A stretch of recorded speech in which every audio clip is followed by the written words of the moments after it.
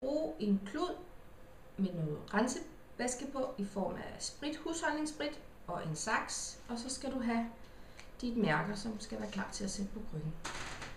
Du lægger din kryg på dit bord, og så tager du låsen af her.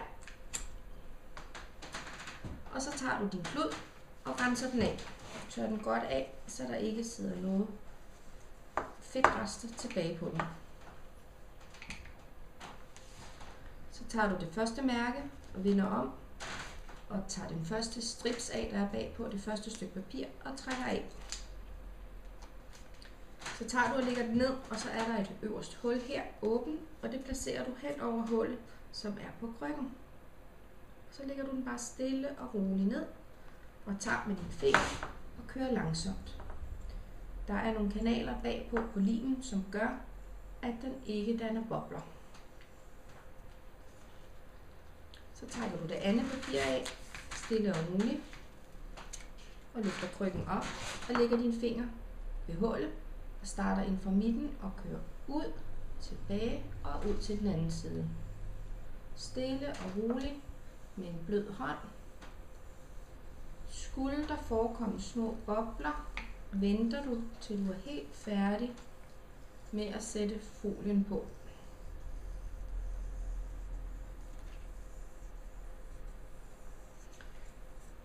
Boblerne skulle derefter gerne kunne bare presses ud langs kanalerne, der er i limen.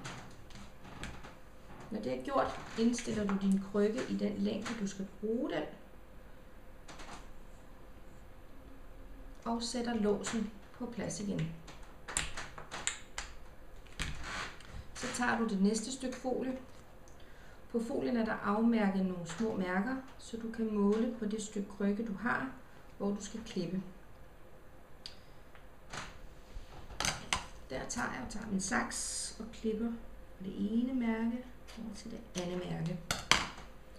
Og den samme proces skal ske igen. Først tager du stripsen af her og placerer på din krykke.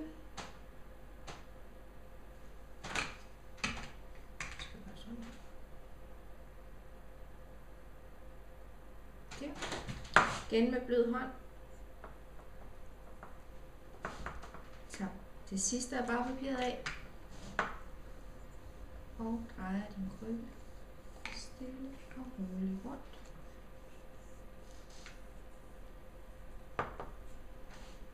Og din folie er blevet rigtig pæn.